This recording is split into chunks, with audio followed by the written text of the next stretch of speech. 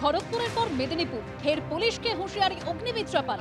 মুখ্যমন্ত্রী মমতা বন্দ্যোপাধ্যায়ের বিরুদ্ধে থানায় এফআইআর দিতে গরিবসীর অভিযোগে থানায় তালা ঝোলালো বিজেপি নেতা কর্মীরা। রামনবমীর মিছিল নিয়ে মুখ্যমন্ত্রীর বিরুদ্ধে উস্কানিমূলক মন্তব্যের অভিযোগ অগ্নিমিত্রা পালের। এফআইআর নিতে গরিবসীর অভিযোগে থানায় তালা ঝোলালো বিজেপি।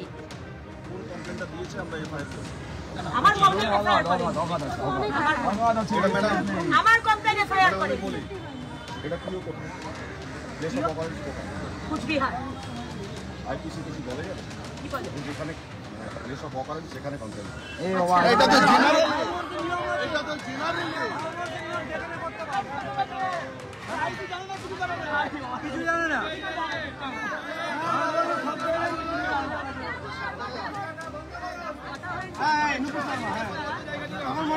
গোটা ভারত জুড়ে ওটা কমপ্লেন হয়েছে স্যার।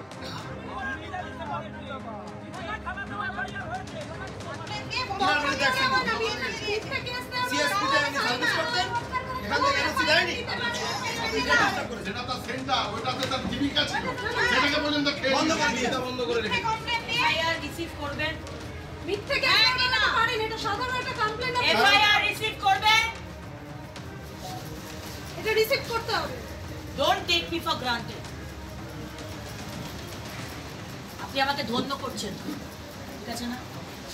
আপনি আপনার কাজ করছেন। এফআইআরটা রিসিভ করুন, রিসিভ করুন, রিসিভ ইট। এফআইআর রিসিভ করুন, এফআইআর রিসিভ করুন। আমি একজন মহিলা, আমি একজন বিধায়িকা।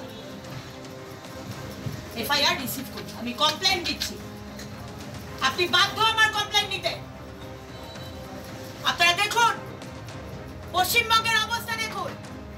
একজন বিধায়িকা এসে কমপ্লেন দিচ্ছে না, এই পুলিশ অফিসার বলছে আমি কমপ্লেন নিতে পারবো না। কেন নিতে পারবেন না? কেন নিতে পারবেন না? হয় আপনি কমপ্লেন নিন, আদালতে আপনি সিট ছেড়ে ভেতরে যান। এফআইআর রিসিভ করুন, এফআইআর রিসিভ করুন, এফআইআর রিসিভ করুন।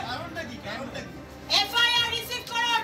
আপনার কি পুলিশ ম্যানুয়ালে আছে যে রিসিভ করার নিয়ম নেই? এরকম কিছু আছে পুলিশ ম্যানুয়ালে? কোনোই নেই। আমরা যতটুকু জানি পুলিশ ম্যানুয়ালে এসব কিছু নেই। আপনি কেন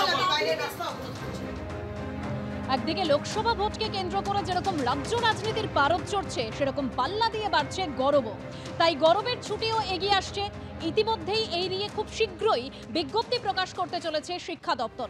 কবে থেকে গরবের ছুটি পড়তে চলেছে এই নিয়ে বিস্তারিত জানবো। আমাদের প্রতিনিধি কৃষ্ণেন্দু অধিকারী আমাদের সঙ্গে টেলিফোন লাইনে রয়েছে। কৃষ্ণেন্দু,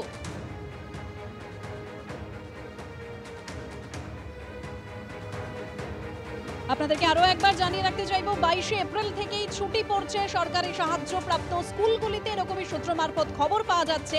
এবং এই মর্মে খুব শীঘ্রই গরবের ছুটির বিজ্ঞপ্তি প্রকাশ করতে চলেছে শিক্ষা দপ্তর। বেসরকারি স্কুলগুলিকেও গরবের ছুটি এগোনোর আর্জি জানানো হবে বলেই সূত্র মারফত খবর।